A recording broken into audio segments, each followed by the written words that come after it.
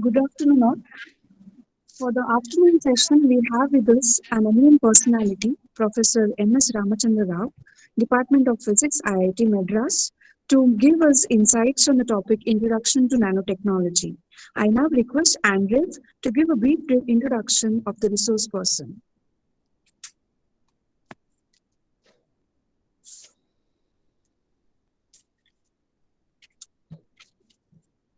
I, Andrew Arthur Gonsalves from the Department of ENC, feels privileged to introduce our next speaker, Professor M.S. Ramachandra Rao.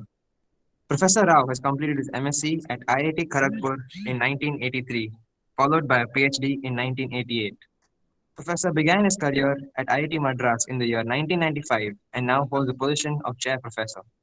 Sir has been a research scientist, research associate, as well as a visiting faculty to a plethora of universities. The few notable universities are the University of Montpellier and University of Rennes in France, Technical University of Munich, Germany, Kyushu University, Japan. His field of research extends into quantum materials, correlated oxide, superconductivity, nanomaterials, zinc oxide nanostructures, and application of MEMS. Sir also happens to be a great competitor. At the Dare to Dream nationwide contest, Sir and his team placed first for the proposal to use diamond coating in hypersonic technologies. His team also received the second award for the same earlier on this year. MSR Rao sir glorifies himself with 284 international journals, 200 papers at both national and international conferences, 15 patents, and 4 technology transfers. With 26 years of teaching experience at IIT Madras, 20 plus projects on crucial topics, and also has been invited to 90 plus convocations worldwide. He truly is a role model to the educational society. Sir's achievements list a mile long, but his greatest achievement is that Professor M.S. Ramachandra Rao has been involved in the nomination procedure by the Royal Swedish Academy of Sciences for the Nobel Prize in Physics for the year 2009 as well as 2021. Sir, we are ever grateful to your contributions to our world of science and its advancements. Without further ado, I request Sir to take charge and give us insights on the introduction to nanoscience. Over to you, sir.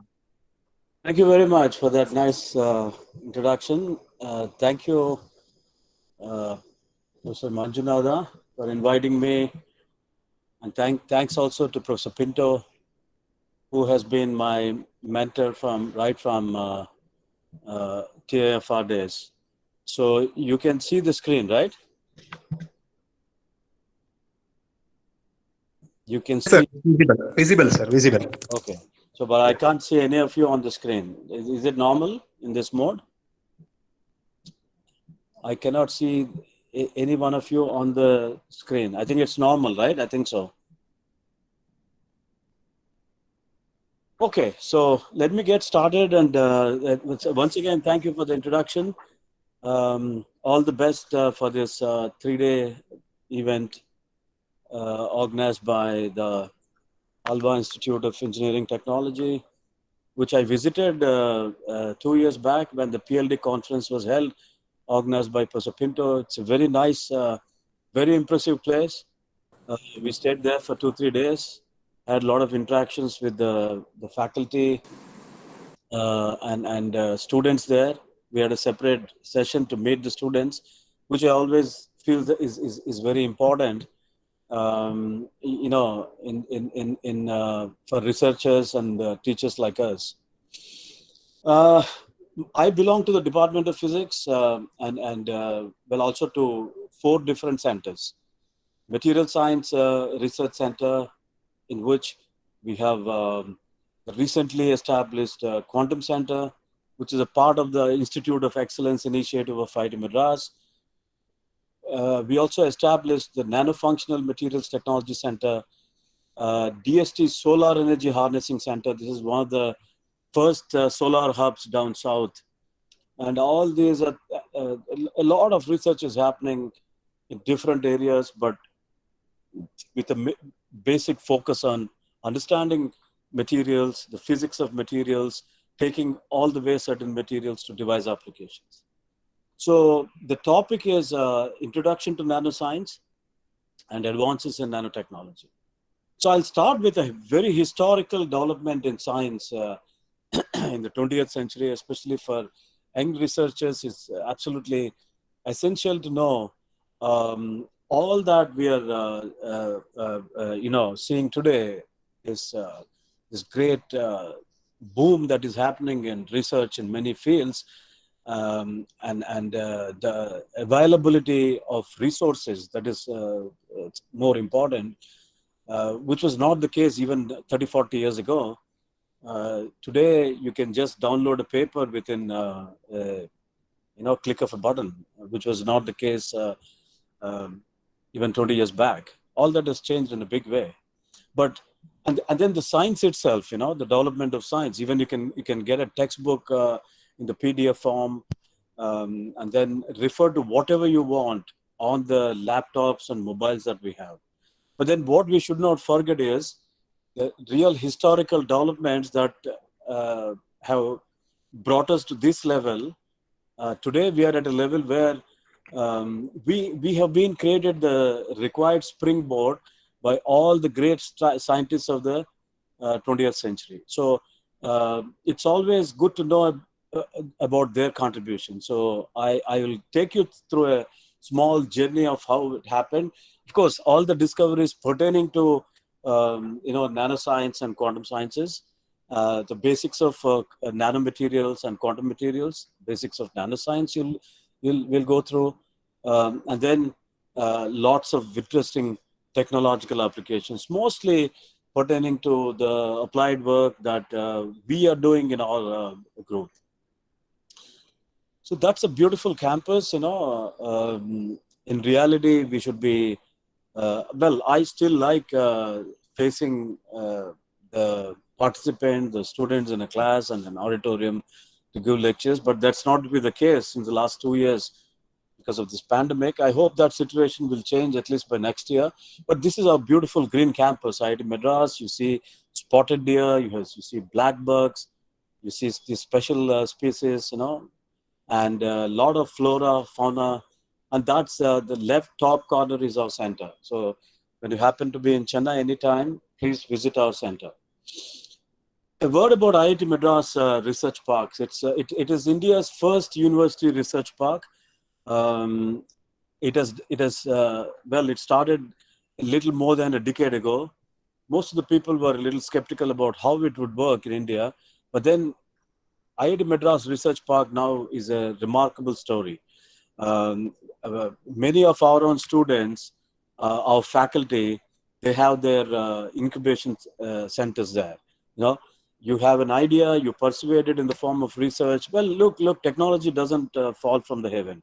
It's all a lab-made research that is transformed into technology. Japan is a great example of that. Of course, US and other European countries, and we are catching up. I think every university should have a research park that gives an opportunity to all its researchers to incubate their ideas. And it started as a modest first phase. Now we have gone to the second and third phases, and this is a really happening place. When you visit IIT campus, you should also visit this place. There's lots of about 250 incubation centers by our students and faculty, and some of them are very, very successful. I have a very big research group, large number of areas we do research in. I won't be covering all these areas because half of my talk, it's also good that this is a 2-hour talk so that I can spend a lot of time on basic aspects, and then towards the end of my talk, I'll be citing some of the examples from our own research, like the technology that we have developed in nanocrystalline diamond and what we do on, these very fascinating oxide electronic materials. There, left top, you can see we have even developed a transparent reduced graphene oxide. This is a combined work with our group in NUS. Such large wafers are required for water purification. We also work on spin transport, and so what we do is we work on the basic aspects of physics of materials. We look at applied aspects. We work with industry. We work with defense. We work with space technology. So that way, we're also happy that the money that we generate in the form of scientific research, the funding that we get is at the end of the day, it sees light, in the form of applied work. So let me start with some of the great scientists of the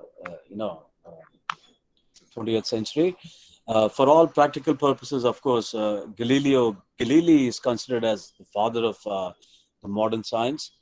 With just a homemade telescope, you could see constellations, you could see, Saturn rings, etc. And then we had this another great scientist, Sir Isaac Newton, who gave us this wonderful Newton's law. In fact, Newton gave this equation. Just a minute. I need to plug in my battery. Just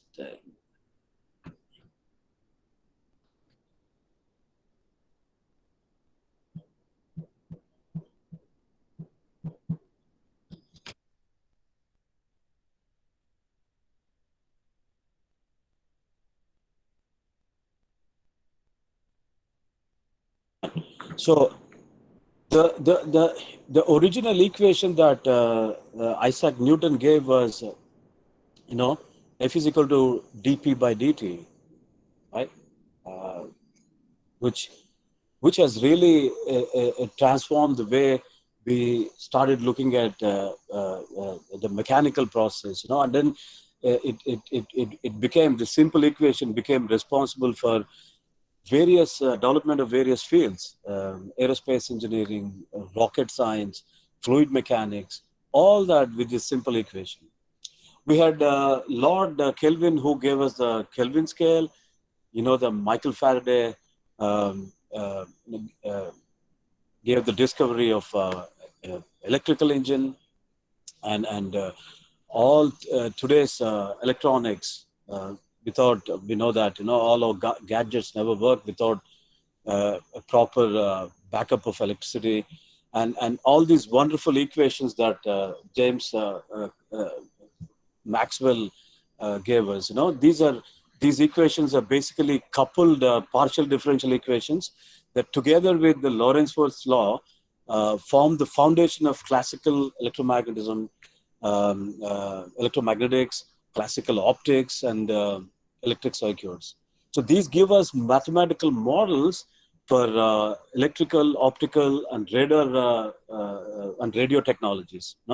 Power generation, electric motors, wireless communications, lenses, radars, everything is included in those four equations. And Ludwig Boltzmann gave us thermodynamics, right?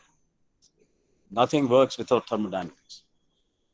Then 20th century saw the birth of modern physics. Now we had J.J. Thomson, who discovered electron. When Heisenberg gave us the concept of Heisenberg's uncertainty principle. We have Max Planck, the fundamental Planck's constant, such an important parameter in physics that connects energy and frequency. A simple equation, E is equal to h nu. Through E and the frequency, you can estimate the energy of an electromagnetic radiation using its frequency, and these two parameters are connected through the fundamental physics constant, that is Planck's constant. And Schrodinger, Edwin Schrodinger gave us Schrodinger's equations, the basis for quantum mechanics. If you want to understand about quantum mechanics, quantum materials, quantum process, now we are talking about quantum computing. A basis of quantum mechanics is essential for everyone to understand. And Marie Curie gave us all that we need to know about radioactivity. And of course, Albert Einstein, I think he belonged to all generations, great scientist. So I always like this group picture, the Solvay picture, where 1927 conference in Solvay, where all Nobel laureates met, congregated to have a conference together. Of course, there's no color photography in those days. It's a more fun. The original picture was that. So going through this interesting slide, there's so much of progress in physics, and today the boundaries between physics, electrical engineering, computer science, computer engineering, all these boundaries are slowly vanishing. Science itself is becoming interdisciplinary. If you want to see a technology, the technology that leads to a mobile phone or a powerful laptop, it is a combination of many technologies, not just one discipline. But physics itself is a big ocean, as you know, thermodynamics, special theory of relativity, atomic and molecular physics, classical mechanics, high energy physics, again, a very happening field, astrophysics, electromagnetism, and of course, quantum mechanics is indispensable. Nothing can be understood about matter and nanomatter, quantum matter, without understanding quantum mechanics. So we work in the area of condensed matter physics, and physics of low dimensional systems is known as nanoscience. So nanoscience is not a new science, but it's a known science. But then the physics of low dimensional systems, I have systems, I know all its physical properties. These are called the physical properties in the bulk form. But then what happens when I take them down to the nano level? What happens to the physical properties, right? In reality, the bulk properties should not change, but below a certain size limit, you start seeing changes in physical properties. This also means that when you're talking about devices, you talk about a field effect transistor below a certain size limit. Today, we have the technology to go down to 1 nanometer device levels. But what happens is when you reach the device levels of 1 nanometer and let's say 10 nanometers and below, right, the device properties start changing.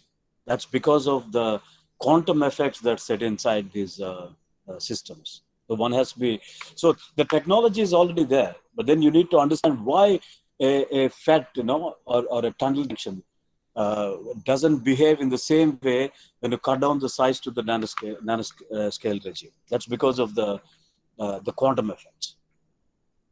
Okay. Yes. Let me just take you through some quickly some recent discoveries. The 2018 Nobel Prize went to the discovery of optical tweezers. Well, in 1959, Richard Feynman talked about manipulating atoms, and today we can do that. These three scientists used focused laser beams to trap atoms. It's a very fascinating field. Today, all that we talk about quantum atoms and manipulation of atoms required for quantum computing, you can manipulate them by using these optical tweezers. Okay?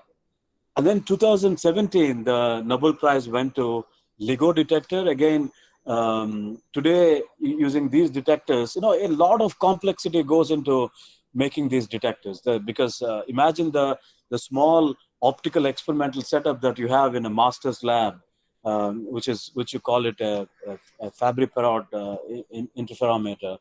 Some of these optics experiments, that you can set up on a 2-meter square table, the experimental table or the space that is required to set up an experimental setup to detect gravitational waves is 25 square kilometers, and a lot goes in.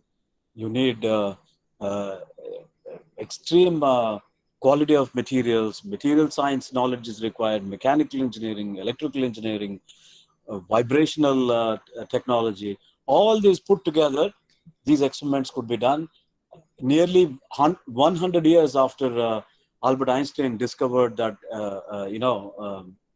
gravitational waves have to exist, and today we could see this experimentally. Yeah.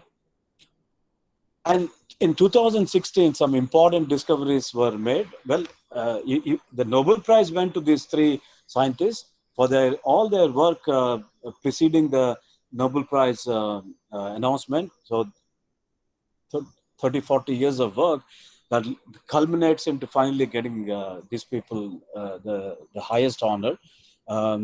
it went to the theoretical discoveries of topological phase and topological phase matter. This is where topological systems are also new quantum states. That's where you have a lot of understanding about new quantum materials. The 2014 Nobel Prize went to the discovery of blue LED, a very significant discovery. Until then, we knew about green LEDs, red LEDs, and yellow emitting LEDs. The blue LED was the most elusive one. Even though, even 10 years prior to this, scientists saw blue light emission from gallium nitride heterostructures, they couldn't bring it to the commercial level, right? A blue LED that could really light up the surroundings because of the problems associated with the interface. As you can see here, the structure that shows, this is what that goes into making an LED structure. It's very complicated. It's not just a simple PN junction. You have multiple MQWs, multiple quantum wells. That's where a lot of understanding goes into how these quantum wells can be deposited, can be controlled, can be characterized, and then you need to understand the basic scattering phenomena that happens at the boundaries of these quantum wells, right? So initially, whatever light was emitting from these quantum wells, because of the interfacial issues, light emission was not happening. Light was not coming out, and it took almost 10 years for scientists to solve that problem. And finally, the blue LEDs came into the market. And what's the result of that? Of course, we all started with the oil era in 15,000 years back. The 19th century saw the electric bulb, right? Very inefficient incandescent lamp. Then, of course, we had the fluorescent lamp. But now, even in India, most of the power appliances, the lighting sources are completely, we are changing over from fluorescent lamping to LED based lamps. Because why? Because a 40-watt fluorescent lamp compared to a 20-watt, 22-watt LED lamp gives the same kind of luminosity. So these are real power saving sources. So that's the significance of the LED discovery. And of course, the white LED, I hope you know that it comes from the blue LED. Blue LED is the source material, and we use a phosphor that converts blue into white light. It's as okay. I always like this slide when we talk about nanoscience and technological implications. We always need to look at two extraordinary visionaries. One is Albert Einstein. At the beginning of the 20th century, when most of the scientists felt that atoms are just abstract quantities used for the purpose of calculations, it was Albert Einstein who came out with this wonderful paper. In fact, Albert Einstein came with 3 great papers in 1905 that changed the course of modern physics. And his paper was on the movement of small particles suspended in stationary liquids required by the molecular kinetic theory of heat. Basically, he talked about the theory of Brownian motion. Later, it was translated, and then he clearly showed that atoms are real entities. I think just a few years after that, only X-rays were invented. Without X-rays, we couldn't have seen or realized that atoms, in fact, make up matter. Right? I'll come to that in a minute. But then in 1959, Richard Feynman gave this wonderful visionary talk. Look, in 1959, 60 years ago, he talked about how to write small. He talked about information on small scale. He talked about rearranging atoms. I told you, today we are able to rearrange atoms. We can pick atoms and place on a surface the way we want. This is called atomic level manipulation. All this happened. And so he talked about rearrangement of atoms. Okay. Albert Einstein talked about the fact that atoms are real entities. Even as a student in my master's days, when the teacher talked about atoms in a solid, I always wondered how one would visualize atoms. I mean, one is that. The second one, you talk about missing atoms, right? Defects, missing atoms are point defects. How do you visualize point defects? That is all I always wondered as a student. So today you see this picture here. This is a real space image of a silicon wafer with a beautiful periodic arrangement of atoms. So this is like a photograph taken with a lens so powerful that it can actually look at the atomic arrangement. You're taking a digital picture. I mean, this is happening at the nanoscale, right? And there you see, I also see a missing atom there. This is fantastic, right? So to that level of accuracy, you can map atoms. Now, today, these point defects, even though you don't want point defects in crystals, by the way, there is no crystal without any defects. You know that, right? Yeah. But today you can use these defects in a controlled way for very many useful applications. But how did this happen? This happened because of the 1982 invention of scanning tunneling microscope by Rohrer and Binning.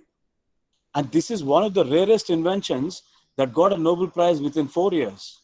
Right? Normally, it takes this is an instrument, and for its invention, Nobel Prize was given. You know why? Why? Because the discovery of scanning tunneling microscope completely changed the way we are looking at surface sciences, nanosciences, surface engineering. Everything has changed with this invention, and it is that small unit that is used to map the atoms that you see on the right-hand side body. See, and then the 2014 Nobel Prize went to the blue LED, and the 2007 Nobel Prize went to the discovery of nanotechnology, that is giant magnetoresistance. So it's again such a beautiful. I'll come back to that. It's such. So all these three discoveries, even the discovery in 1961, Josephson effect, all those have quantum effects in it, in some way or the other. That's why I always like to cite all these examples. Right from 60s, Josephson effect, the invention of scanning tunneling microscope, the invention of blue LED, the discovery of GMR. It's the GMR that drives the technology today. All that is happening with GMR has completely changed the way information storage is happening. In our laptops, iPads, all that uses GMR technology. Okay. Yeah. So the 2007 Nobel Prize went to Albert Fert and Peter Grunberg. This is a hard drive. Of course, today we have solid state hard drives also. And this is a hard drive. And that is the point where it's that the head that exactly hovers on top of the hard drive a few nanometers above. And the disk is rotating at a speed of about 1,000 to 15,000 RPM. Then information is written and read there. Okay. Now, of course, we want smaller and smaller devices. You want to keep a 4 terabyte hard drive in your pocket. You want it as small as possible, but with as much data you could store in there. So what goes into making that? It's again very complex. It's a complexity of using the physics principle of giant magnetoresistance that goes into making read and write head. Extreme electronics, you need to suppress all the background noise, and then the mechanical engineering that doesn't that prevents the this hard drive had to crash onto the hard drives. This is another great improvement. Hard drives these days do not crash like what used to happen 15 years back, right? So if you make a comparison of that hard drive head, which is with a human hair, this is exact scanning electron microscopy picture of a human hair, which is about anywhere from 60 to 80 microns across, right? And today's hard read and write heads are at 40 nanometers. See, so small. But I told you the technology is already there to even go down to smaller levels. But the problem is the quantum effect set in. Because what goes into making this Hard drive is multi-layers of these GMR and TMR layers. Okay? Yeah. So this is very interesting. In 1984, when information storage happened, look at this 1 inch square of the magnetic tape on which information was stored. In 1984, the writing heads, the right head was made of an inductive right heads, right? So the size used to be very big. What does it mean? Because then you can't pack more of information. So on this 1 inch square, the dark regions are the places where information is stored in the form of magnetic domains, right? But most of the other area is completely unused. Is it not? You can see that. Why? Because the right head size was so big. So imagine the ballpoint pen with which we write on the paper. And if the size of the ballpoint tip is that big, right? So big, 1 inch across, how many letters you can write on the page? Hardly any letters. But if the size of the same ballpoint tip is reduced by 25,000 times, we'll be able to write much smaller letters. Of course, then we can't write anything beyond 25 microns because eye doesn't have, our human eye has the best resolution above 25 microns only, right? But basically, you can write small when the tip size is smaller, and that's what happened. See, in 1990, there's a quantum jump from 0.04 to zero point 0.1 gigabytes per inch square. And by then, in 6 years, even the imaging technology has improved, right? You see, all those black regions, again, are the magnetic domains. So you have more number of packed domains that increases the amount of information you can store in a 1 inch square drive. And then what happened in 2004? It went to 50 gigabytes per inch square. You see the amount of information, magnetic. So you can pack information. By then, the technology has really shot up. There's a quantum leap in technology. You have the GMR technology where both read and write heads have shrunk in size. The nanofabrication techniques have evolved. Characterization techniques have evolved. Imaging techniques have evolved in a big way. Now you see that, and by 2015 itself, we have reached 1 terabyte per inch square. But theoretically, one can pack a maximum of 1.3 terabytes per inch square only, not more than that. Point number one. Point number two. So that means we can also cannot reduce the read and write head size below 40 nanometers, because then you start seeing these quantum effects. So a ferromagnetic layer that is used in making a GMR device, it doesn't work as a ferromagnetic layer at all. All right. So these are the things that one needs to consider. So that's the reason why you have a perpetual process. For technology, you need new materials. Because if this technology has already reached its limit, what is the next thing? You need different kinds of magnetic materials that make these GMR and TMR layers. GMR is giant magnetoresistance, TMR is tunnel magnetoresistance. So, and then alternatives. So a lot of research now is focused on alternative storage devices. And these are called, again, very interesting phase change memories. Phase change material that changes the crystalline phase. It switches between amorphous and crystalline phase within a few microseconds, and people are looking at that technology also as an alternative technology to the present hard drive technology. So let's look at some of the great experiments in physics. Superconductivity, because you have quantum effects built inside these superconducting properties. There are plenty, if you know superconductivity, you know a lot of physics and technology.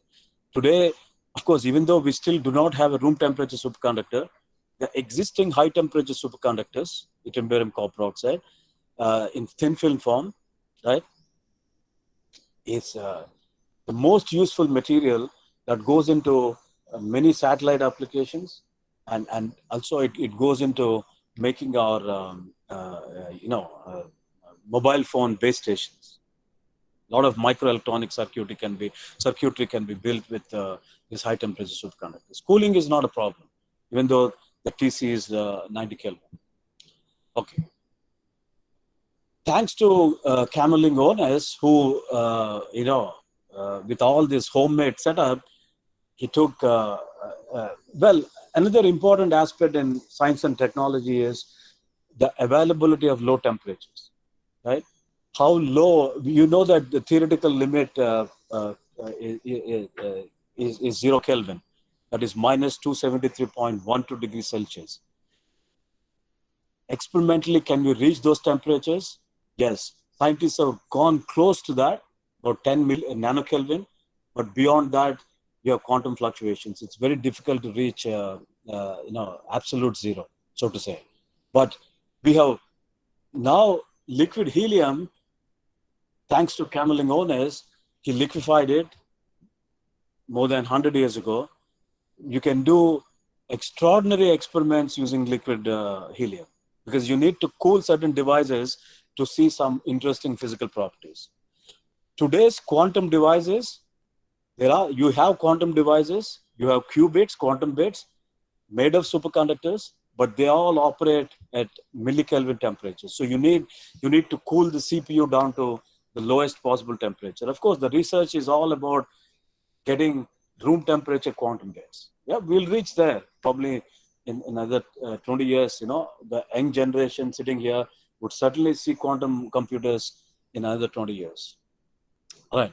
But thanks to these great scientists who could liquefy helium, and the new field of cryogenics has evolved. Okay. Yeah. And then he took, so obviously you just take that liquid coolant, the most pure metal that was available at that time was mercury. He cooled mercury to the lowest possible temperature, and what he found was at 4.1 Kelvin, he found that mercury lost its resistance, and that was the first superconductor. The first superconductor was born, right?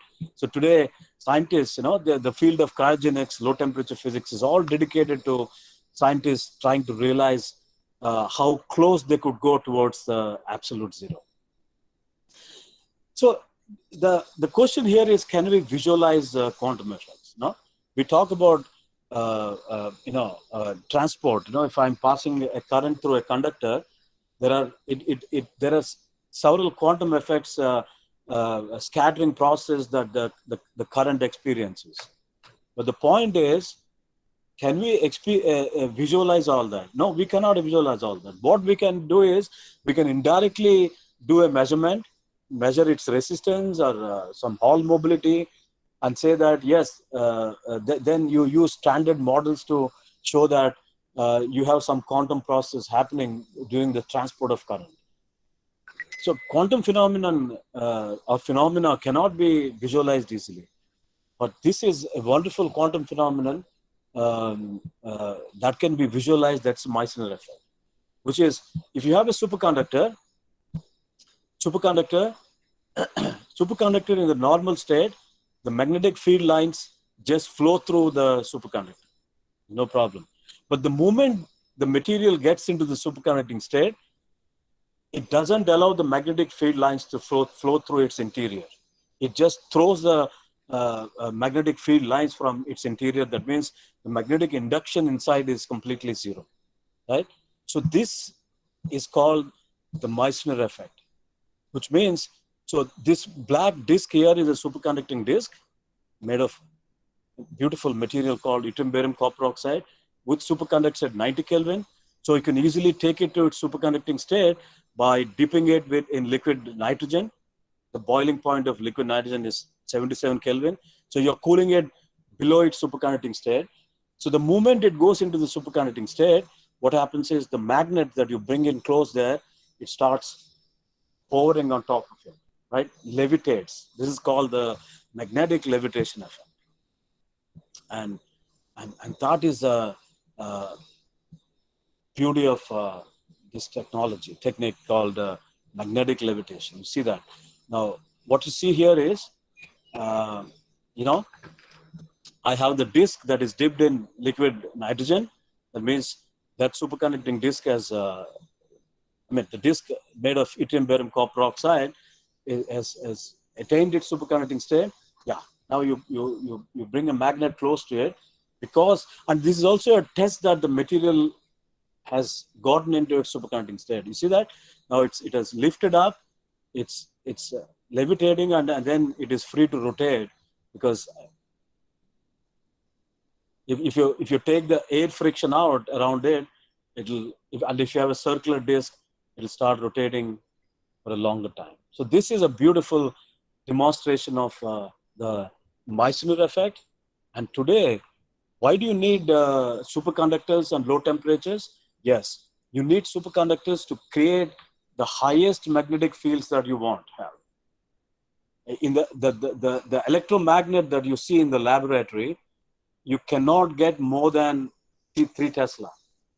That itself is a very complex way of winding copper cables, passing current through it. Then since copper is a normal metal, it gets heated up. Then you have to take the heat out. But if you make a superconducting wire, it shows zero resistance to the flow of current. And then you make a magnet out of it. You see that? A 3 Tesla electromagnet is, it has a bore diameter of about close to 1 meter. But what you see here is like a small box, right? Superconducting magnet, you get a magnetic field of 5 Tesla. That's very, very high. You need these high magnetic fields in magnetic resonance imaging. This is one of the oldest MRI devices. Modern MRI devices are much more sophisticated. They use much lesser fields. You need magnetic fields, high magnetic fields in maglev trains, and you need very high magnetic fields in large hadron colliders. These are extreme experiments set up with billions of dollars to prove the existence of some of the fundamental particles, no? Like Higgs boson, the discovery of Higgs boson.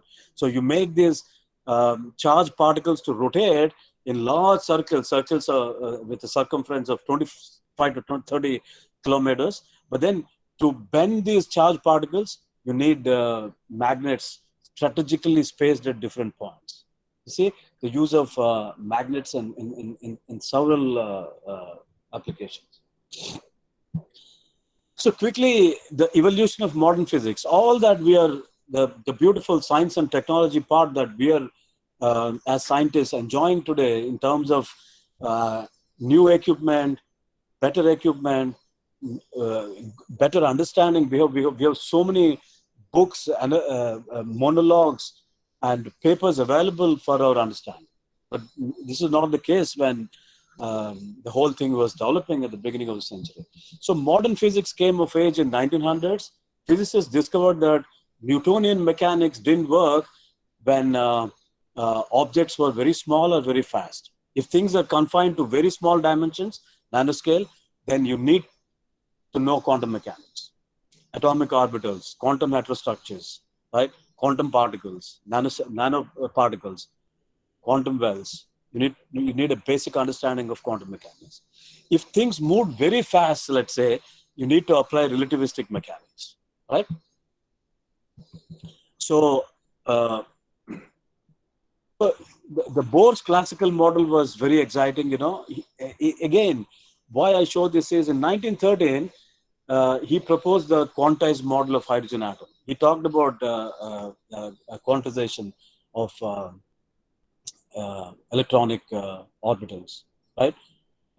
Electronic levels. That's a wonderful thing about what these scientists did 100 years back. So there were two postulates. One is electrons exist in stationary orbits with quantized angular momentum, right? And the second one is atoms radiate with quantized frequencies or energy when an electron makes a transition between two energy states. By the way, when these transitions lead to emission, so the light emission is quantized, so absorption is also quantized. Both are processes where quantization is involved. And then we have the this simple formula, the product of H nu, Hc by lambda is equal to H nu, Hc by lambda. This product of Planck's constant and the speed of light is called the modern physics unit, which is 1240 or 1240 electron volt nanometers. Then we had the optical spectra, the low energy optical absorption and emission lines. That's what I said, the emission is quantized, absorption is also quantized, which is an indication of quantized processes that happen because of electrons only take certain energy levels. There's no energy continuum.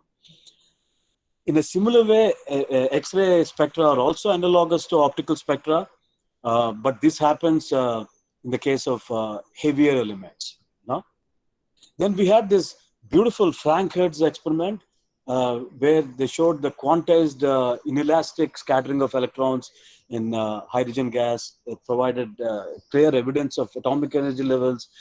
Then Rutherford scattering, alpha particles scattered. Today, Rutherford scattering and channeling experiments are very essential in order to ascertain the crystal quality of materials.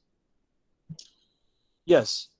So the question is, we talk about materials, nanomaterials, quantum materials. When did actually atoms form, right? You know that. I'm also going to talk about the importance of diamond towards the end of my presentation. Diamond was mined in India 4,000 years back. It was first mined in India 4,000 years back. But for some reason, a lot of value is attached to diamond. Why? Do you know why? Right? Because, of course, it's very shiny. And it looks fascinating. It's also a hard material, right? So the shininess comes because of its very high refractive index, right? So that immediately a lot of value is associated with diamond, of course, to other colored crystals also. But no one knew what diamond was made of. In fact, no one knew. In mid 1700, Tennant burned diamond and found that, it's just made of carbon. That way, everything is made of carbon. We are made up of carbon atoms. So if you go back to history, 13.77 billion years back, universe formed. And after that, after about 180,000 years later, the neutral atoms formed. Because until that time, after the Big Bang, everything was in the gaseous state. It took 180,000 years for neutral atoms to form. So if you look at the scale of 180,000 years with the origin of the universe, 13.77 billion years old, so atoms existed ever since universe existed. There's no doubt about it, right? But then when did we start knowing about, we talk about 2D materials, graphene, we know about the hexagonal patterns, right? Honeycomb structures, all this only with the advent of X-rays, Even in 1800, this Russian scientist found in Ural Mountains some interesting materials and he called them perovskites. Today we are talking about perovskites have large number of applications in making them as good dielectrics, piezoelectrics in many applications. And today we are also talking about organic based perovskites. But what are the structures of these perovskites? Because physical properties are dependent largely on the structure of the material, the way atoms are arranged. So it was only after the discovery of Röntgen accidentally discovered X-rays, but it was only the Bragg father and son who experimented with those X-rays. They came out with this wonderful, simple law called Bragg's law. Right? Then X-ray machines were built, X-ray tubes were built, and then things changed in a big way. Of course, all this only since 100 years. We have celebrated 100 years of crystallography a few years back in 2015. Until then, all these hundreds of thousands of materials that give rise to magnetic properties, exciting semiconducting properties, superconductors, good metals, bad metals, all these different classes of materials giving rise to a plethora of applications, plethora of physical properties. They all have to belong to certain crystallographic forms. And we came to know about all that after the invention of Bragg's law only, right? After the invention of the X-ray tube, thanks to Röntgen and Bragg. Otherwise, we wouldn't have known anything about the crystal structures. Today, I can manipulate one single layer of a material. I can deposit for a device one single monolayer of any material. To that accuracy, we have techniques to thin film growth techniques to deposit one monolayer and make a device. I can also characterize them, right? Okay. Yes. Then we had this atomic spectra were discovered again 100 years back. The Lyman, Balmer, and Paschen series, Brackett and Fund series, the 5 different series. This is just to complete the sequence of discoveries.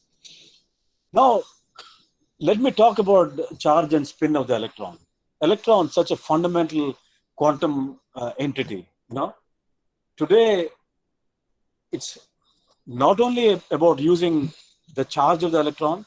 When we talk about electronics, we typically talk about utilizing the charge degree of freedom. Electron has 2 degrees of freedom: the charge degree of freedom and also the spin degree of freedom, right? The charge degree of freedom is what we normally see, right? Spin is, of course, inherent to electron. It's a quantum mechanical entity. So normal electronics, conventional electronics do not use the spin of the electron. We only talk about charge transport, right? And again, in 1921, exactly 100 years back, Stern and Gerlach, through their simple experiment, they demonstrated that the spatial orientation of angular momentum is quantized, right? Of course, they used inhomogeneous magnetic field. What is the implication of that? The implication of that is now that electron exists in 2 possible orientations. MS is equal to plus half, MS is equal to minus half, with respect to, of course, the direction of the applied magnetic field.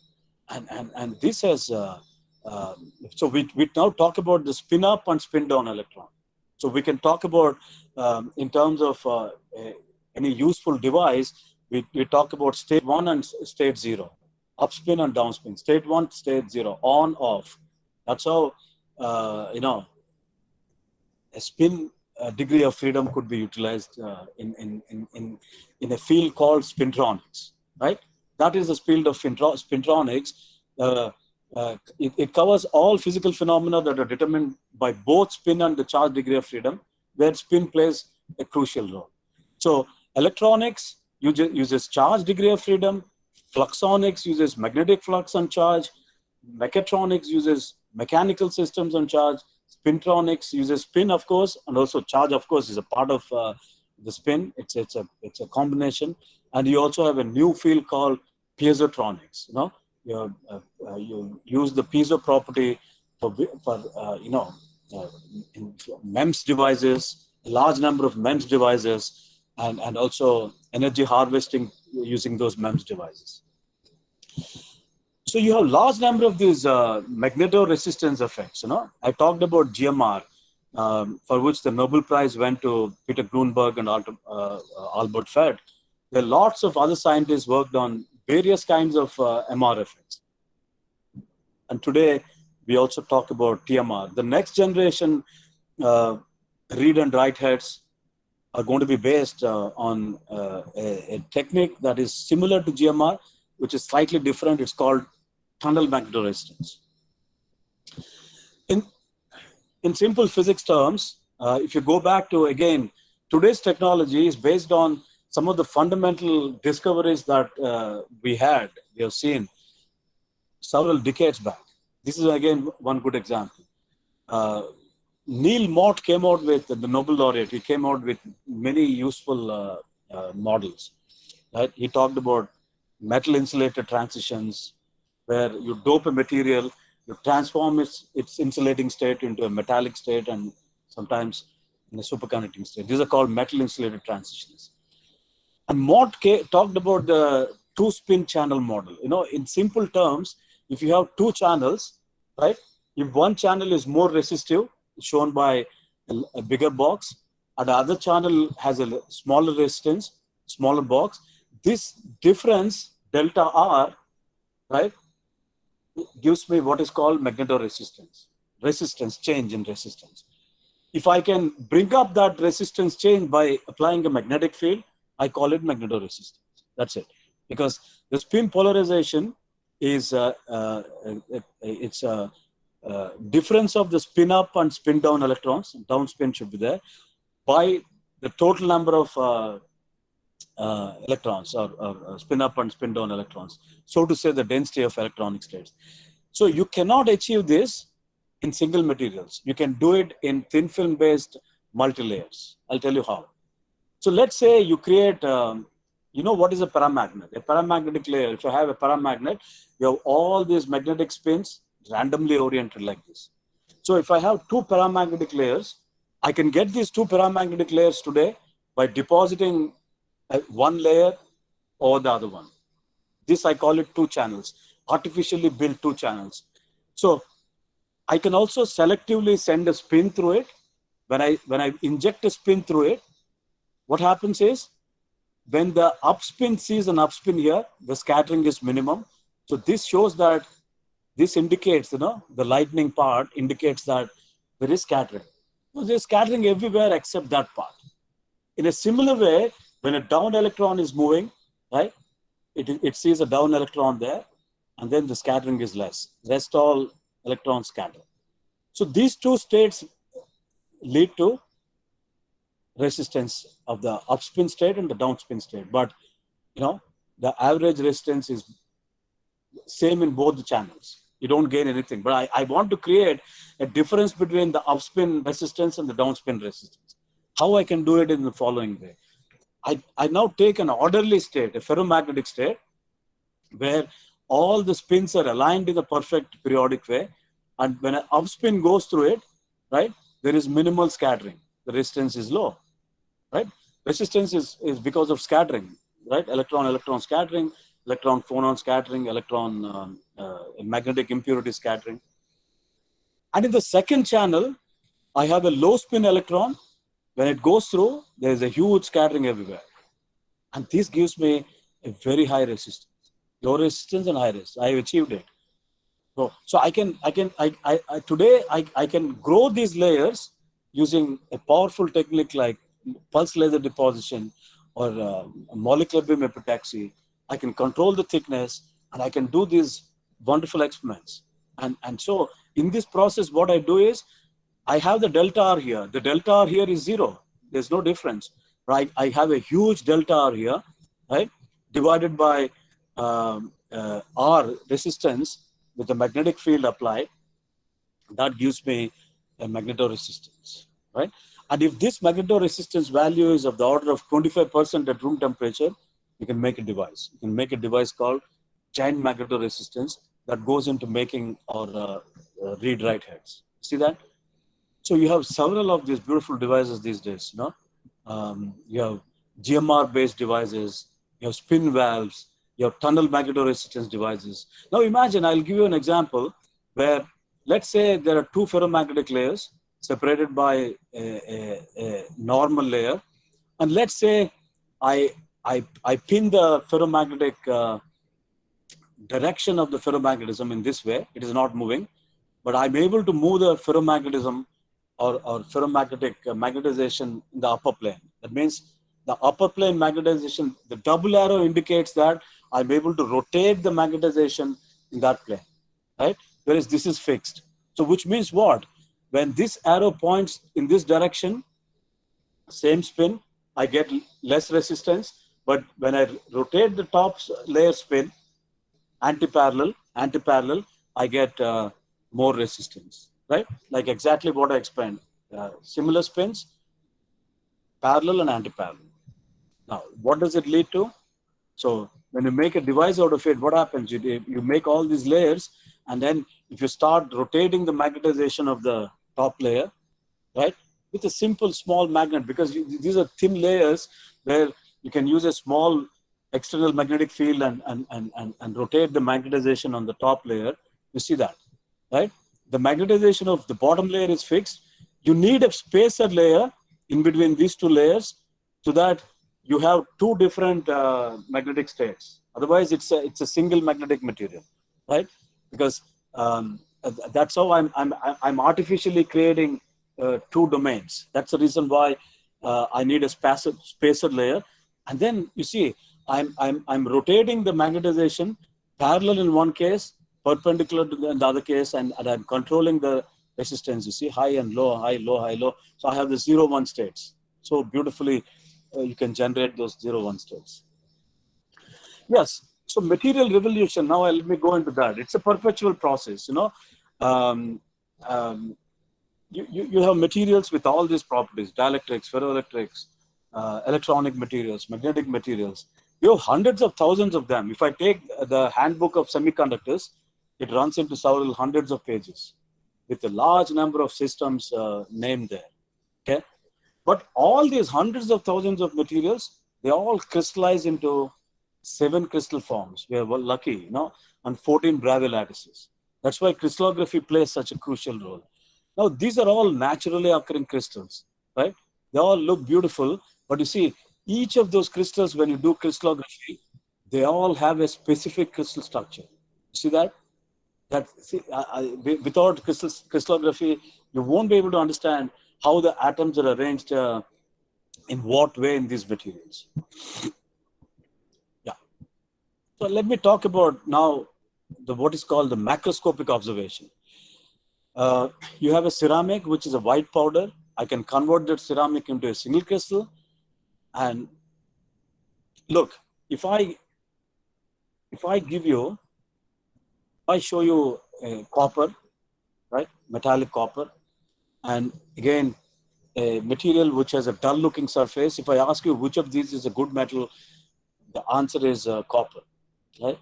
Now the second question is which of these materials is a good thermal conductor? The answer will be again copper, because we know that good metals are also good thermal conductors. If I take a rod of copper, heat it on one side, the other side gets heated up within no time, right? If you want to tease somebody, serve them a cup of hot coffee in a silver cup, they just can't hold it because silver has good thermal conductivity. That's why we serve them in ceramic cups. But the fact that a shiny metal is also a good thermal conductor is just a macroscopic observation. So normally the dull-looking materials are non-conducting, but the dull-looking material may turn out to be a superconductor. That's an unconventional metal, right? So macrostructure gives you only so much of information. So what is required is to look at the microstructure also. You take that material, put it under a microscope, right? Get a magnified image. Of course, it's very difficult to go down to the level of atoms. In a ceramic material, you see all these grains and grain boundaries, right? And grain boundaries are obviously defects. But that is with respect to microstructure. Still, you cannot predict any properties. Then what happens? You go to crystallography. There, crystallography tells you, oh, how these atoms are arranged, in what way, what is what are the lattice parameters, etc. But that is also not sufficient. That's not the end of it. You need to see the correlations between these different atoms, right? How they're correlated with the valence states, and whether the electrons attached to them are loosely bound or tightly bound, to giving rise to magnetic properties, electrical properties, etc., semiconductor properties. That's where the atomic structure becomes so important. The spectroscopy, X-ray electron spectroscopy, X-ray absorption spectroscopy, all these techniques. So the crystal structure and atomic. Today, it's a when you're doing research, it's a combination of all these. Even if you're an electrical engineer working on devices, you need to know everything about materials that go into making that device. It's very important, right? So you look at the perfect crystal. There's nothing like a perfect crystal, but we are fortunate that thermodynamics allows us to get large areas, single crystals of silicon. Otherwise, the microelectronics industry wouldn't have survived. But this is not the case with all materials. You cannot make single crystals of all materials into large volumes. Thermodynamics doesn't allow that to happen. So But you know that a certain material is going to be useful, like a piezoelectric material. I use it in my mobile phones as a dynamic random access memory, right? But I can't make it into a single crystalline form, which is required for devices. So in those cases, you go and make a thin film out of it. So thin films are crystalline counterparts of single crystals, except that they're grown on substrates where the thickness is also limited. But they are crystalline, right?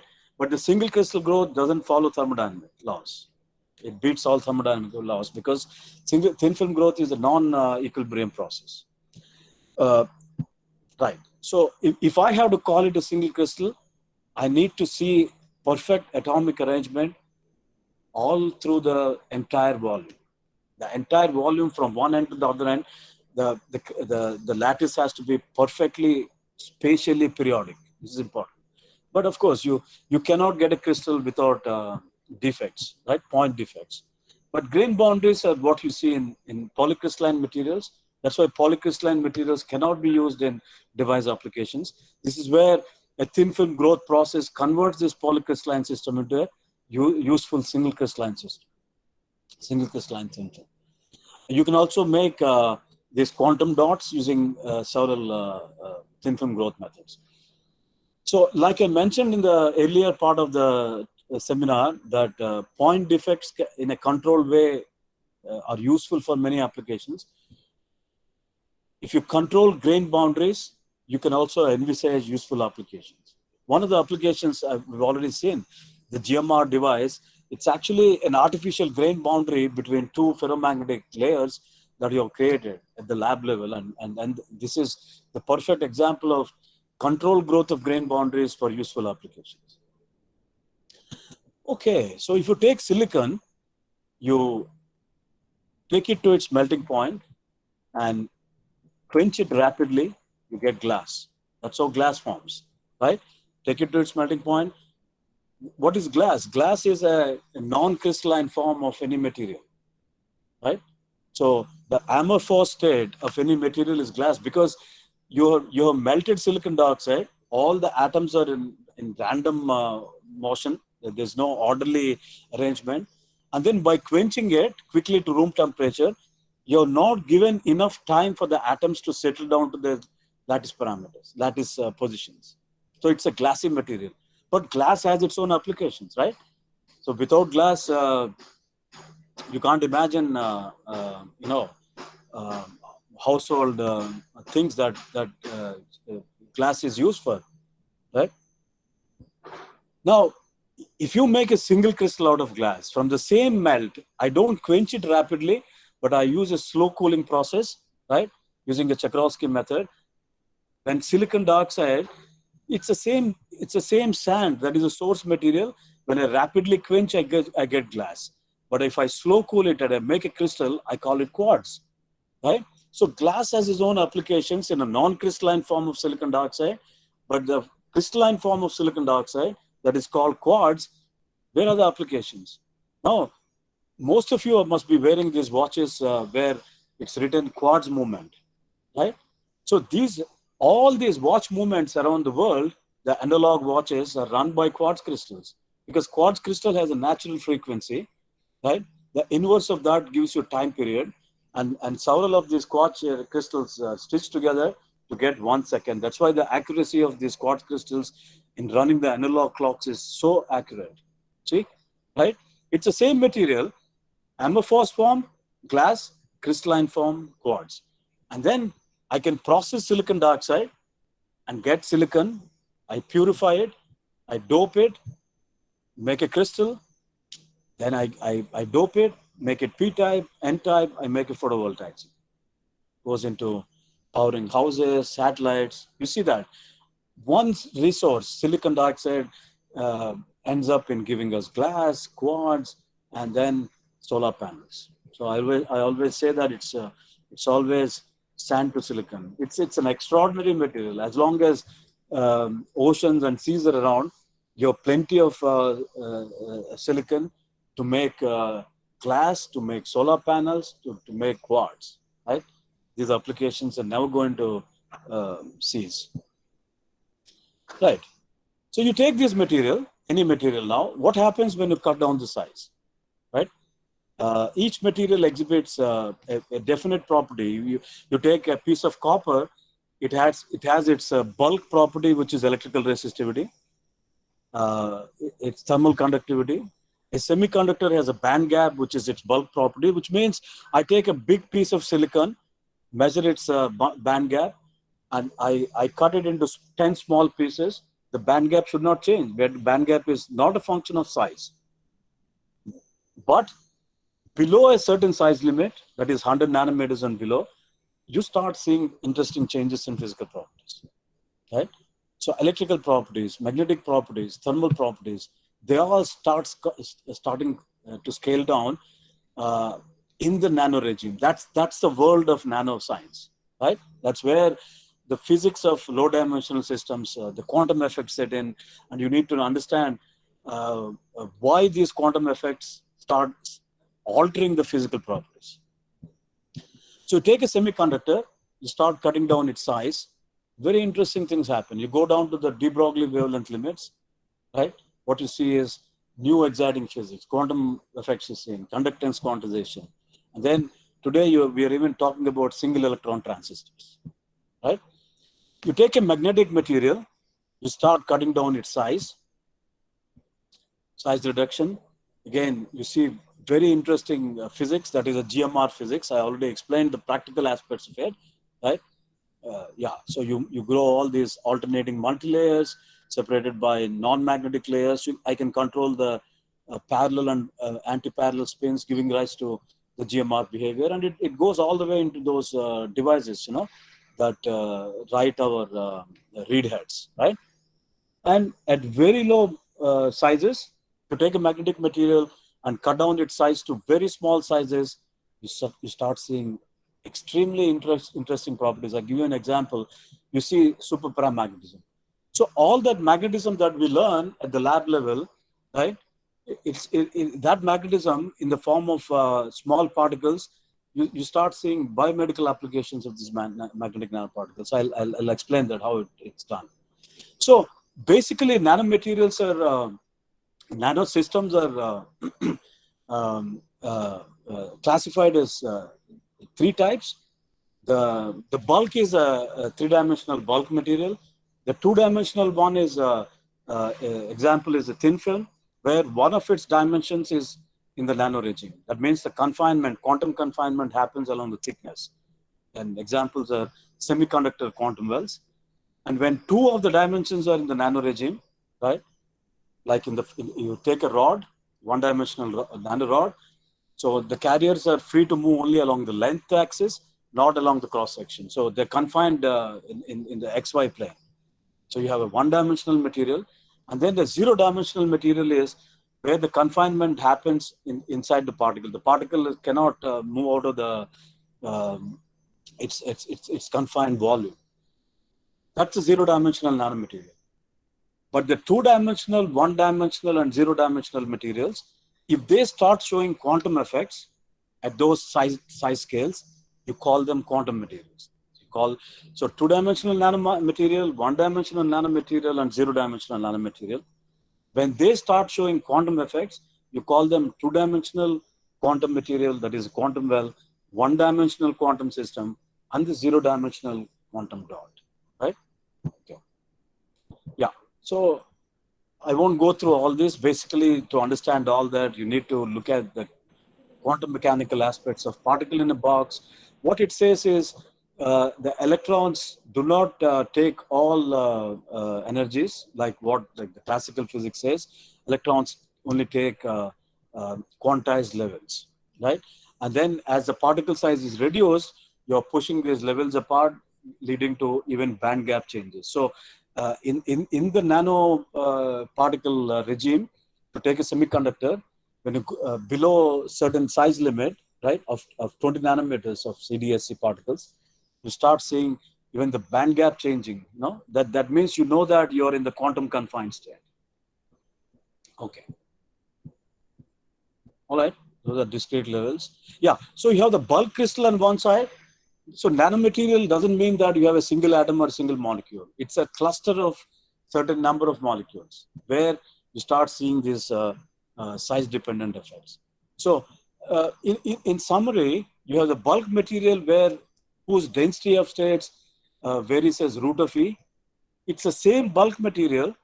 When you obtain it in a two-dimensional form, its density of states shows a step-like behavior. And the same material, if it is obtained in its one-dimensional form, you see this peculiar behavior of the density of states. And then you bring it down to a zero-dimensional quantum dot, you start seeing density of states dependence like a delta function. Look, this is the crux of the nanoscience. It's the same material. From the bulk form, you obtain it in the 2D, 1D, and the zero-dimensional form. Why we start seeing different properties is because its original density of electronic density of states, is completely altered. When the density of states of a material is altered, right, you have to see changes in physical properties. And for this to happen, the size of the material has to be very small. And that size limit is defined as 1 to 100 nanometers. Yeah, I'll give you some examples of what we do with these beautiful one-dimensional nanorods, then quantum dots, nanoparticles.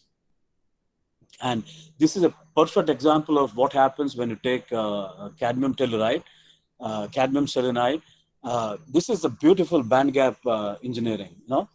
Cadmium selenide luminesces in the red spectral range. And when you reduce the particle size of cadmium selenide, mind you, it's only cadmium selenide, no doping. We know that doping in semiconductors can lead to light emission with different colors. But all that you have in all these 6 cuvettes is only cadmium selenide with different particle sizes. By virtue of change in band gap, you start seeing changing in colors. Right? That is a perfect example of band gap tuning. I'll come back to that. What you see on the right-hand side, I'll come back to that before I end the talk after giving that example. So, okay, quickly.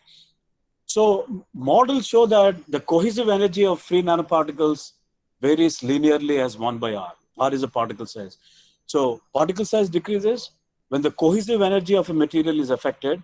Its melting point, evaporation temperature, Debye temperature, energy of formation, vacancy formation energy, diffusion energy, everything changes because everything is size dependent. Yeah. So you have again comparison of a bunch of carbon nanotubes, each less than 10 nanometers in diameter compared to a human hair. Yeah. Of course, you need powerful electron microscopes to see these nanotubes and nanoparticles, right? And yeah, this is an example of small. These are, I think, scale is not there, but these are 4 to 8 nanometer particles. Yes, and nanomaterials assume all kinds of shapes. This is to minimize the energy of the system. That's why in a bulk form, you may have a spherical particle, but if you take that particle, if you crush it to nanoscale regime, the spherical particle size is not retained. This is another very interesting thing. This is again something that we learned in the college level. I'll explain that. You see, most of the nanomaterials form into tubes and discs. You know why? Right? The ratio between the H and D determine whether a shape is like a wire or more like a disc. Because the disc where the height is much less than the diameter, and a wire where the height is much greater than the diameter have the highest surface areas among the geometric series. That's the reason why most of the nanoparticles settle down into in the form of wires and laminates and discs. The two-dimensional molybdenum disulfide. You see it in the form of a nice triangular matrix. Yeah, this is a geometric progression that we do in physical chemistry classes in the college level. You see, when I take a spherical particle and if you cut down its size to nanoscale, you'll never see, so to say, the same spherical symmetry, right? Why? Because when you cut down the size of the nanoparticle, let's say you have a 1 micron sized gold particle, particle made of gold atoms. No, let's say the diameter of each gold atom is 1.2 angstroms, and all these 1.2 angstrom gold particles make up a spherical particle of gold. Okay, now when these nanoparticles are made,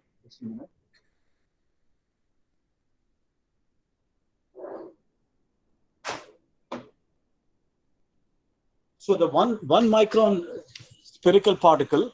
Now let's say you cut its size down to 10 nanometer particles from that 1 micron size spherical particle. You can imagine how many millions of 10 nanometer sized spherical particles you can get from them, right? Millions. Okay. But the size of the smaller gold nanoparticle in the nano regime will not be the same as the size of the spherical particle in the bulk form, because when you go down to the nano level, you know, 50% of the atoms become surface atoms. Unlike in the case of the bulk particle, where only 1 or 2% of the atoms are surface atoms. So obviously, when 50% of the atoms become surface atoms, they start arranging in a different way. So this is called surface restructuring. And this was demonstrated long back, right? When you just have 13 gold atoms, you see that structure. These are called the progressive geometric series. And then the next cluster that is stable is only with 55 atoms. And the next cluster becomes stable with 147 atoms. And you see the surface geometry between 55, the gold cluster made of 55 particles and 147 particles. It's different. And then you go to the bigger size. The next size stabilizes with 309 particles, and the last one stabilizes with 561 particles. You cannot have stable clusters with intermediate particle numbers. No? This is called the geometric progression. So when you make gold cluster with 561 particles, you see all these facets. That's why all these different shapes, you will not get a perfect globe shape. But this happens when you come to the larger sizes of clusters made of the same gold atoms. You see how nicely we can explain using the geometric progression based on these magic numbers. Okay? Yeah. So as you come down, as you decrease the particle size, what you see is the lattice parameters change drastically. You see, this is 40 nanometers and below for gold, 30 nanometers and below for silver, right?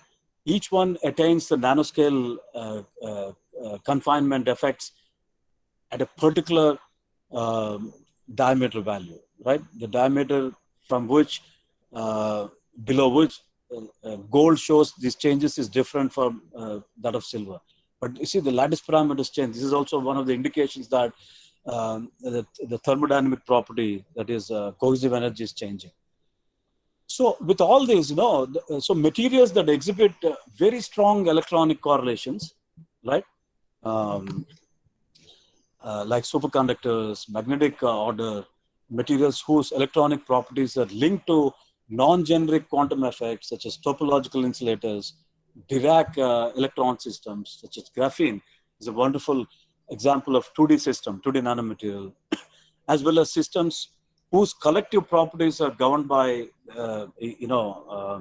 genuinely the quantum behavior, ultra cold atoms, cold excitons, polaritrons.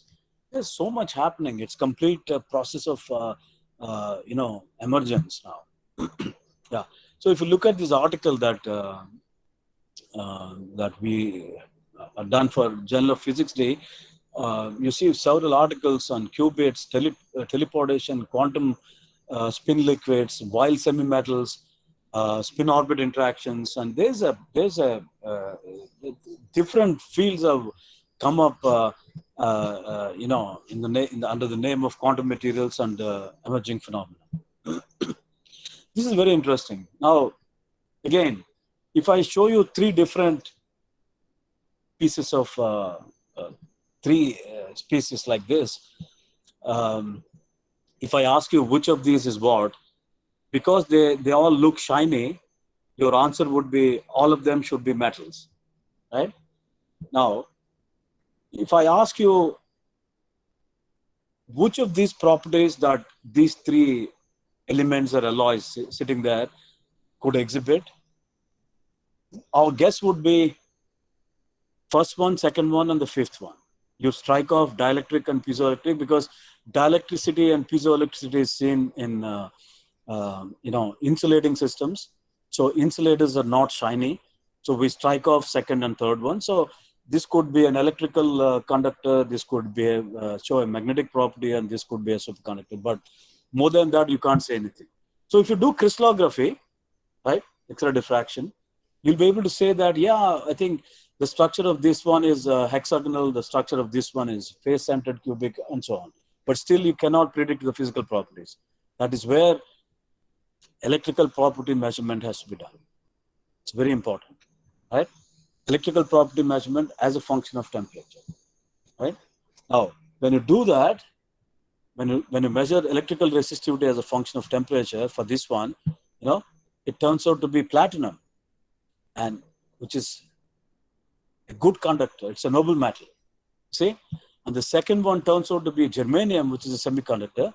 The third one turns out to be lead, which is a superconductor. You see that?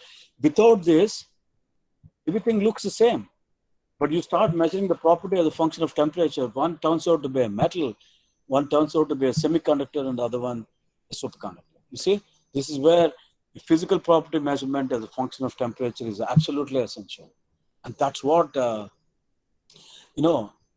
even today, right from the beginning of the 20th century, scientists, working on physical properties of materials, you always would like to see what are the electronic correlations.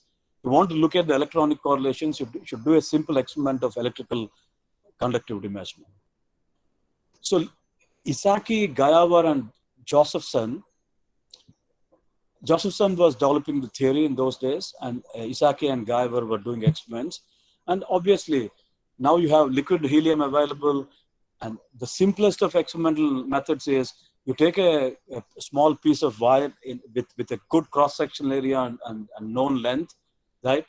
You pass a current through a good current source, you measure the voltage drop, you get the resistance value, right? And you measure resistivity, which is the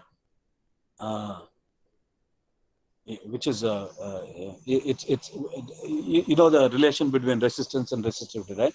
So specific resistance is resistivity. You can have a long wire of copper, shorter wire, much shorter wire. The resistance of these three wires made of copper may change, but the resistivity, which is a specific resistance value, cannot change because you're taking the cross-sectional area and the length into consideration, right? So they were measuring resistance of several systems, and Josephson was developing the theory. What happened was, on one day when they repeated the experiment, they found that there's a small crack on the piece on which the measurement was done. But so when you have a physical crack on the piece of metal on which you're measuring, right? If this is a piece of metal, and let's say it has cracked into two parts, that means I have two electrodes, right? So your voltmeter should show overload, and you should not measure anything, right? So there's no R2 basically. But what they measured was still a R2 value, which was much, much higher than R1. They didn't understand how the voltmeter was measuring the resistance at all. Because when a current is flowing through, when it comes to the boundary, there's a physical separation. There's no way electrons can jump over to the other side. And that's where Josephson has already developed a theory and said that, look, if you have two metals or two superconductors separated by a very small distance, separated by a very small physical distance, it could be vacuum or air or an insulation. Then he explained the process of current flow that he called it the quantum mechanical tunneling. Beautiful, really. And this R2 that is measured is because of the additional tunneling resistance. So the current tunnels through the so-called energy barrier. No, this is a huge energy barrier. So if you want to understand this, classically you cannot explain the particle cannot go through the barrier. But then in this case, the electron is considered as a wave particle. Wave, electron has a dual nature. It has a wave nature and a particle nature. So before the wave dies down, if it sees or let me put it this way. So for this wave to propagate, right, the barrier width has to be anywhere from 1 to 2 nanometers. That means 10 to 20 angstroms. If you're looking at one crystal unit cell, which is 5 angstroms, imagine you have 3 of them stacked up one above the other. That's it. That's the angstrom level. That's why Josephson effect that was announced, for which Josephson and all 3 scientists got a Nobel Prize in 1961. It had the quantum effects built in there. And that's what you see here. You see the wave packet moving towards the barrier, and then you see a dim light on the other side. This is a simulated one, just to show that out of the million electrons that are impinging or coming towards the wall, they're knocking on the wall, only few of them just tunnel through. But it doesn't matter. So the electron tunnel through, and then you can measure the tunnel current. Now, what has come out of that? Oh, what has come out of it is a Josephson switch made of superconductors. Most of the supercomputers use Josephson switching even today, where the CPU, central processing units, memory is shared between several computing groups. Now, what is the other thing? Now imagine this region is considered as one electrode, the other one is another electrode. This is a barrier. This is a physical barrier. That means I can again make one electrode, another electrode separated by a gap. And that's what has happened. Now, your sample, let's say, is one electrode, which is a semiconductor or a metal, and you bring a metallic tip that is called platinum, and you bring it close to, now platinum tips can be made of the order of few angstroms, nanoscale tips. You bring it close to within this, the tunneling distance, which is 10 to 20 angstroms, right? And then when the tunneling is happening, you can measure the tunneling current. Now, what happens when the tip moves to the place between the two atoms? The tunneling current reduces, and when it moves to the next atom, again it picks up, and this way, when you move the tip on the surface, right, the tunnel current can be converted as a surface map. That's what happened. See, exactly. I have a metal electrode, another metal electrode. In this case, it is a platinum tip, and the surface itself is the other electrode. You have the physical barrier, and you see that. And this has led to the discovery of scanning tunneling microscope, and using that microscope, today I'm able to map the atoms at the atomic level. This is really beautiful, is it not? But what is more important is, how do I move this tip just exactly by few angstroms? And that is where all these developments that happened in the last 20 years with the advent of piezo transducers, right? Because the tip is, of course, tip is doing that tunneling part, but then the tip also has to move in the XY directions with a precise angstrom scale movement.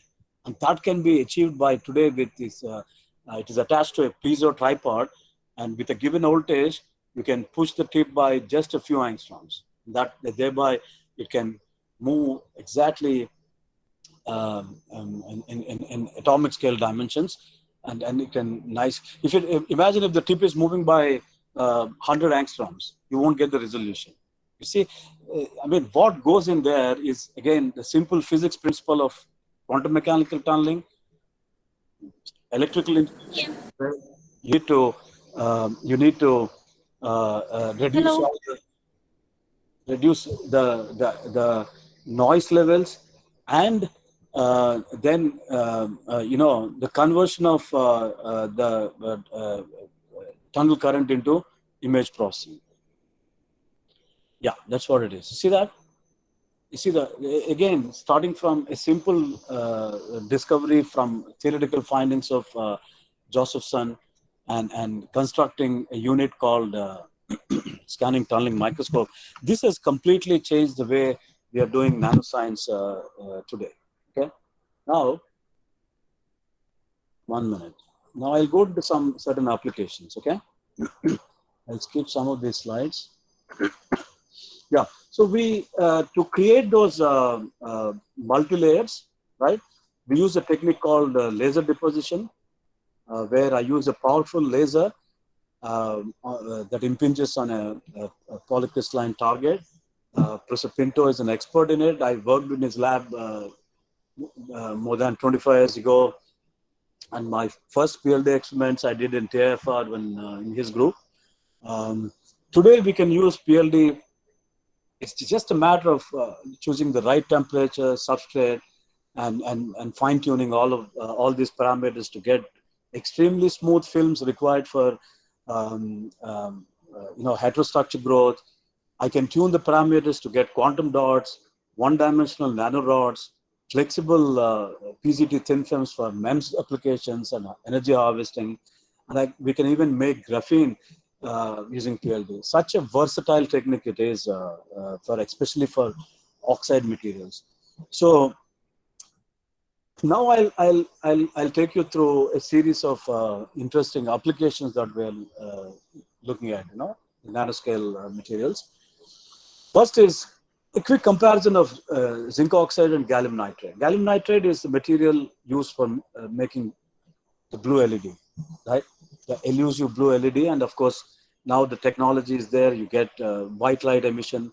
White light comes from the blue LED. Blue LED is the basic source, right? So are there other alternatives? You always look for alternatives. Is it not? Silicon, we know, is the best material for photovoltaic applications, but there's hundreds of thousands of groups working on alternative materials. Dye-sensitized solar cells, perovskite-based solar cells, CIGS, CZTS. Similarly, are there good alternative materials for light emission, phosphors, and alternatives for gallium nitride? If you look at zinc oxide, it has the same band gap of gallium nitride. It has also high excitonic binding energy. That means any device made of zinc oxide can be operated at high temperatures. And the growth of zinc oxide is much easier compared to gallium nitride. And it is also transparent. So zinc oxide can be used as a transparent conducting oxide material. And it is also, it has a high piezo coefficient.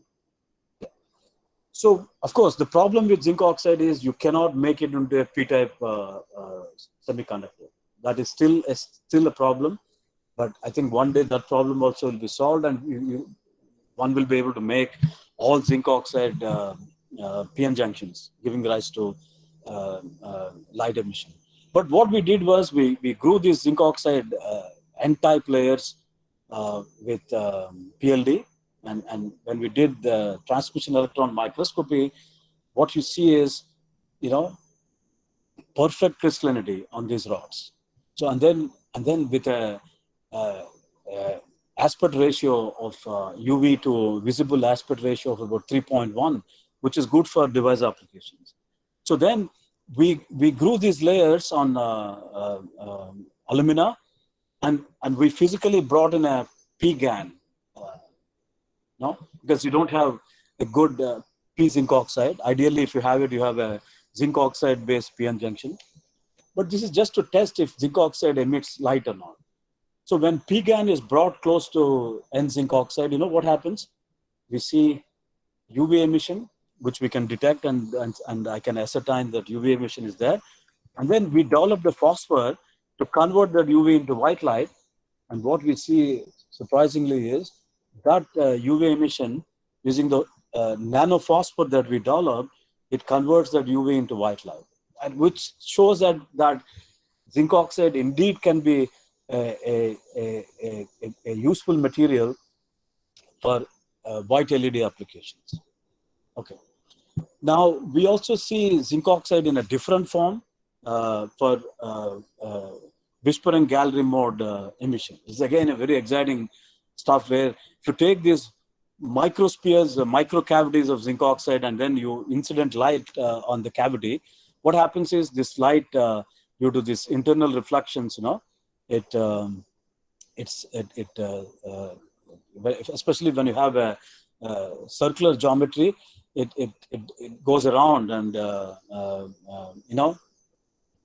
takes several revolutions before the cavity starts resonating, right? That's why it's called a whispering gallery mode, in the simple terms. And these resonances occur at different wavelengths as sharp emissions. These are all almost like uh, lasing peaks. And these are required for low power electronics. And see, while we got nano rods with PLD of zinc oxide, just change the conditions and get microspheres out of zinc oxide. It's beautiful. You see that? How beautiful. I can pick up one of those microspheres and I do the optics experiments required for this study. So if it is an undoped zinc oxide, you see these beautiful whispering gallery modes in the UV range, which normally you do not see when in a bulk material. And the lasing threshold is about 700 kilowatts per centimeter square. Now, what we did was something interesting. First time, we wanted to see these whispering gallery modes in the visible range, right? So we doped zinc oxide with holmium, erbium, and samarium. And why? Because these 4F elements always create these interesting optical transitions when they're sitting inside the host material. And you see that.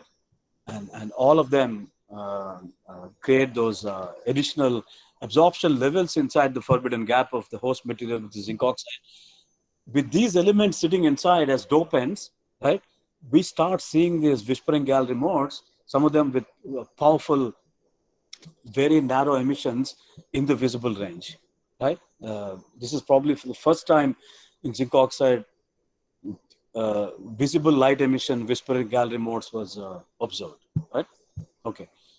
Now, very quickly, I'll go through, we make these nanoscale thin films only, in thin film forms only, but large area PZT coatings. We have a special project from our one of the defense labs to develop PZT coatings. If you have a piezoelectric material, it has a plethora of applications. It's you can convert the mechanical energy into electrical energy and vice versa. But then, of all the techniques, again, pulse laser deposition is the only technique that can give you high quality PZT samples. As you can see here, polarization values of close to 30 microcoulombs per centimeter square. And you have plenty of choices, material choices, and always perovskites, lead zirconium titanate, and PMNPT are the two perovskite materials that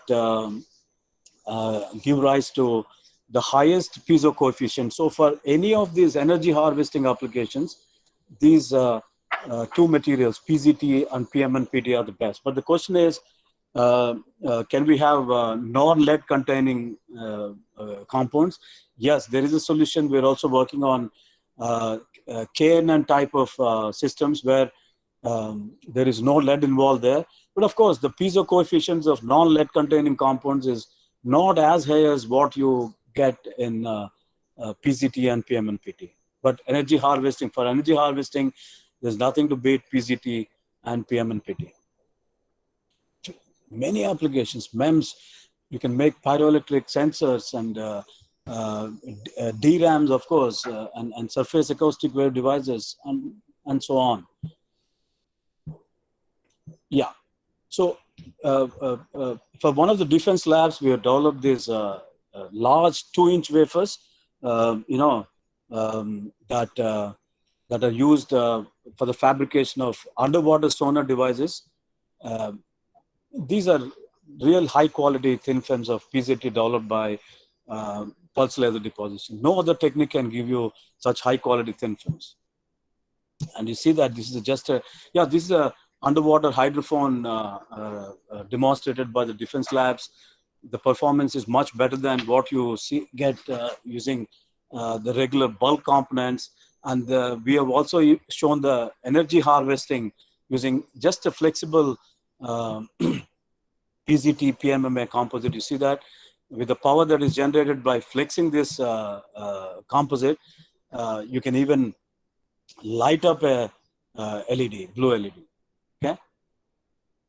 So magnetic nanoparticles, very quickly, when we made these magnetic nanoparticles, you see this is an actual magnetic fluid. What we found was these magnetic nanoparticles can be used for cancer therapy. In simple terms, when you inject when a person or this was tested on mice. When you inject these magnetic nanoparticles inside the body and make them accumulate at the tumor level, and then you apply this alternating field, what happens is beyond a certain frequency, the magnetic nanoparticles cannot catch up the magnetic oscillation, spin oscillation, magnetization reversal, cannot catch up with the highly alternating field, and that leads to heating, and that is called the process of hypothermia, magnetic hypothermia, using magnetic nanoparticles, creating local heating, and then killing the tumor.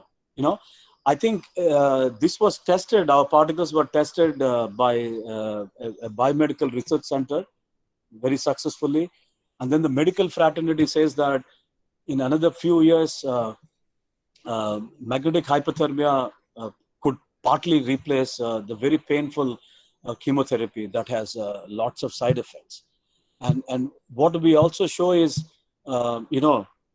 magnetic nanoparticles. These magnetic nanoparticles can also be used for water purification, especially water contaminated with arsenic. We showed that these magnetic nanoparticles, when they are added to arsenic contaminated water, you can clean them up very easily. This is one of the easiest ways of cleaning up water using magnetic nanoparticles. Okay. No, the last part, I'll spend the last 5 to 7 minutes on this exciting material. I can also, if you want, demonstrate how this water purification is done at the end. But the interesting part is, again, energy-saving diamond coatings, right? Well, who doesn't like diamond? I told you, diamond was mined in India 4,000 years back, and we know that one of the biggest diamonds, 105 carats, originally weighing 793 carats, it came down to 105 carats after all these Mughal, Persian invasions, and then it went on to be mounted on the tiara of Queen Victoria. There's another diamond. Again, the origin is India. It's called the Hope Diamond. Hope Diamond is you find it in the Smithsonian Museum in Washington. Well, there is always a diplomatic row between New Delhi and London, always arguing about Kohinoor belongs to who. And with all these controversies around, we decided to grow our own diamond. But these diamonds in our lab are grown in a nanocrystalline form. So we grow nanocrystalline, microcrystalline, ultra nanocrystalline diamond. But this is an exciting system to work on. Today's electronic, the future is all going to be diamond electronics, diamond-based electronics, diamond-based diamond for mechanical applications, diamond for biomedical applications. I'll quickly go through that. And of course, diamond is made of carbon, right? So the three-dimensional counterpart is diamond and graphite. The two-dimensional arrangement of carbons gives us graphene. The one-dimensional arrangement of carbon gives us carbon nanotubes, and the zero-dimensional counterpart of carbon atom arrangement is, fullerenes. So if you have to give examples of all three types of nanosystems. These carbon allotropes are the best examples. Why diamond? Because it has the highest thermal. Well, you see, diamond is the hardest material. We know that. So it's used for mechanical wear-resistant coatings. We know that. If there is any mechanical tool that I use for precise drilling and machining, the tool wears out. If I'm drilling it on a hard material. So how do I save the tool? I need to coat it on a. I need to coat it with a hard material, and there is nothing harder than diamond. So that's why diamond is used as a hard coating material, hard wear-resistant coating material. But surprisingly, diamond is an insulator, electrical insulator, but it has a thermal conductivity 5 times that of copper, which means what? If I have a layer of diamond, if there's a hot spot here, this hot spot spreads within no time. So it can be used as an extremely good thermal spreader. So most of the electronics now, see, my computer is almost all on 15 hours a day. There's a lot of heat generated, right? So you need heat sinks. The conventional heat sinks won't work properly. That creates heating of electronic components, destruction of these components. Your computer's going out of action within 1 or 2 years because of it's all about the heat management, right? So most of the electronics in future are going to be silicon or diamond or vice versa. The diamond first, you can make electronic devices using diamond, and also diamond's thermal properties can be used as a heat source, heat dissipator. Okay.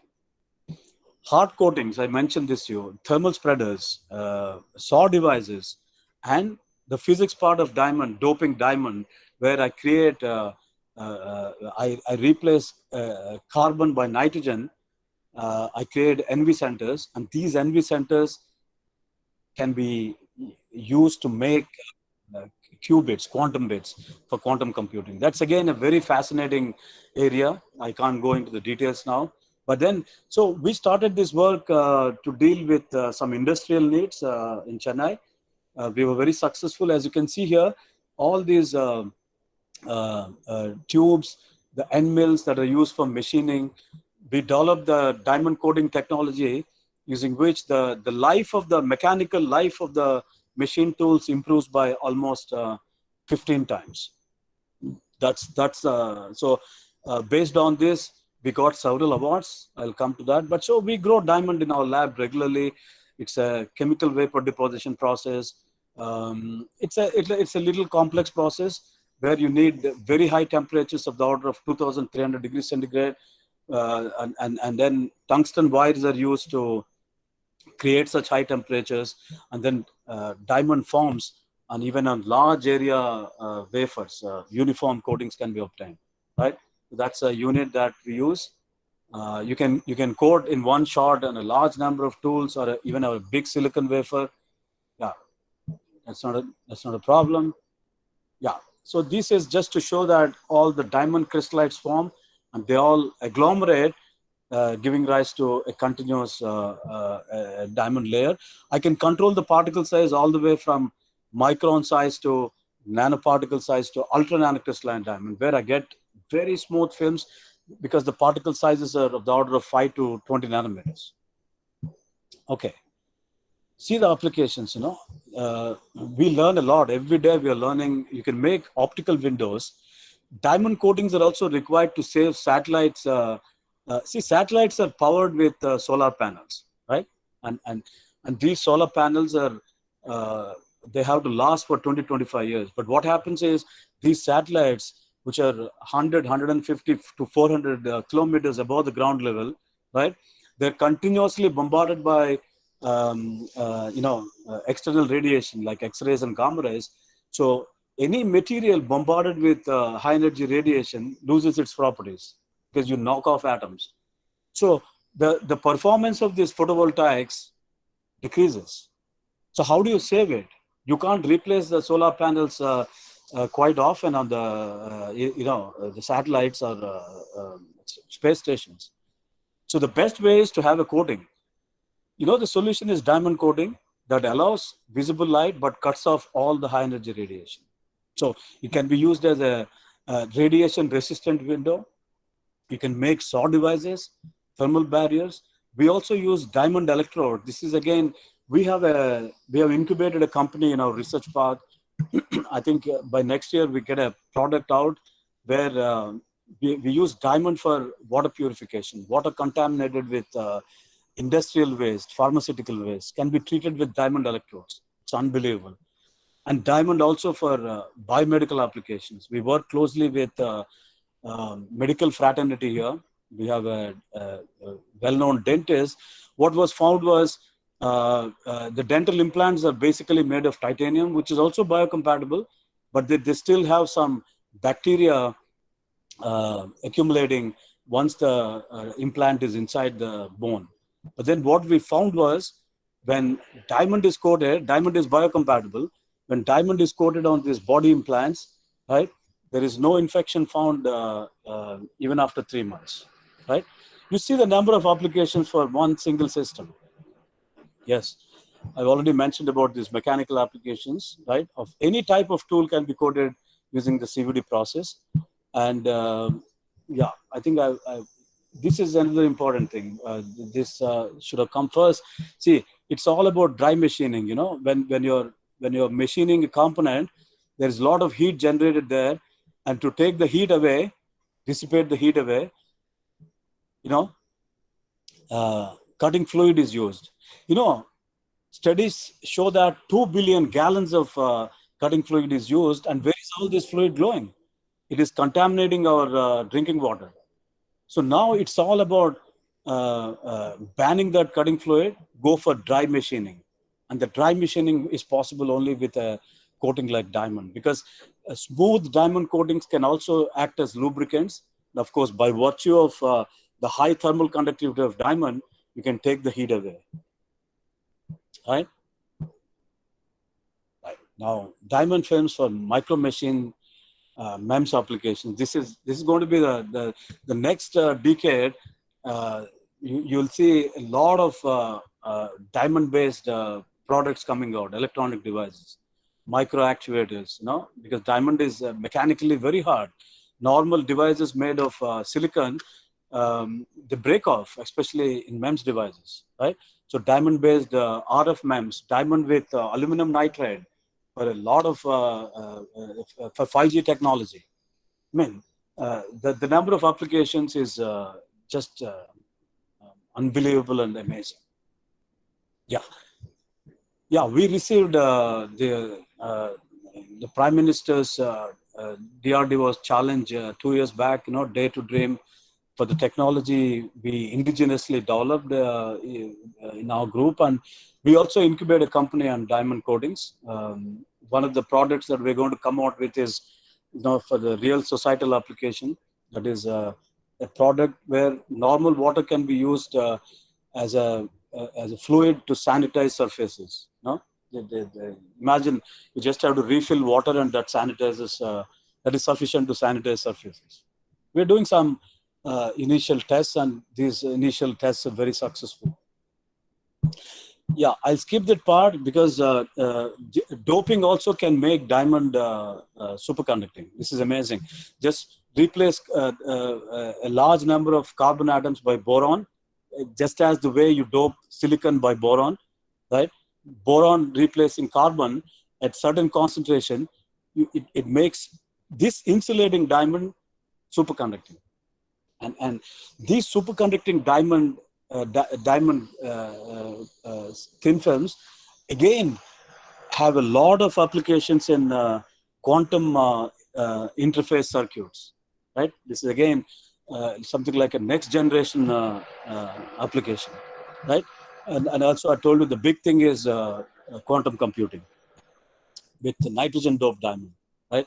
Probably I'll give a separate talk on this next time. That's the next big thing. But finally, my last slide is this, and I'll remember when I was talking about the CDSC particles that are where these beautiful color changes are seen.